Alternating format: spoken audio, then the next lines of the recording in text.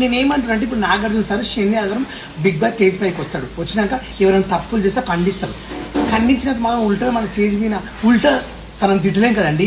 Okay sir, sorry sir, క్షమించిన అంటాం.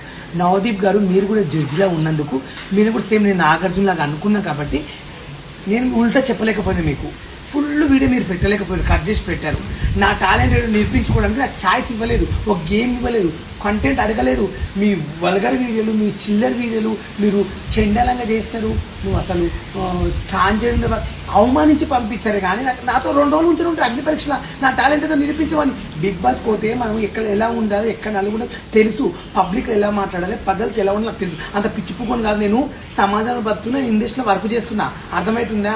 నువ్వు ఉల్టా కాంట్రా ఇస్తున్నావు. నేను కాల కాదు, బయటికి వెళ్తే నువ్వు చెప్పులతో కొడతారు, అది గుర్తుపెట్టుకో. నువ్వు అనుకుంటున్నావు కానీ మాని ఇప్పటికైనా సారీ చెప్పు, అర్థమవుతుందా? నోరు. హాయ్ అండి, నమస్తే, నేను మీ ఉప్పల్ బాలు. కాదు నవదీప్, ఇంత అవమానించావు, ఇంట్లో మారడానికి వాళ్ళు మారడమని చెప్పారా?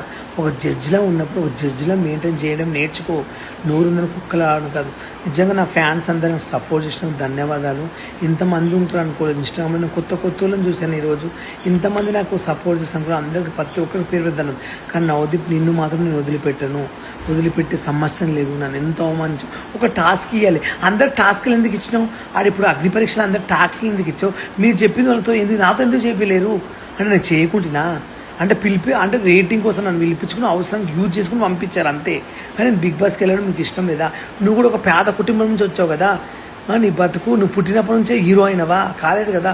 ప్రతి ఒక్కరూ ఎదుగుతారు, తొక్కలని చూడొద్దండి. ప్రతి ఒక్కరికి ఆశలు ఉంటాయి. నాగనే కదా, ప్రపంచంలో చాలామంది ఉన్నారు నాలాంటి టాలెంట్ ఉన్న వాళ్ళు చాలామంది వచ్చారు అగ్ని పరీక్షకు. వాళ్ళు అనమని ఒక్కరు మాత్రం నేను ఎంత మెచ్చుకున్నా అందరు తెలుసా నా గురించి.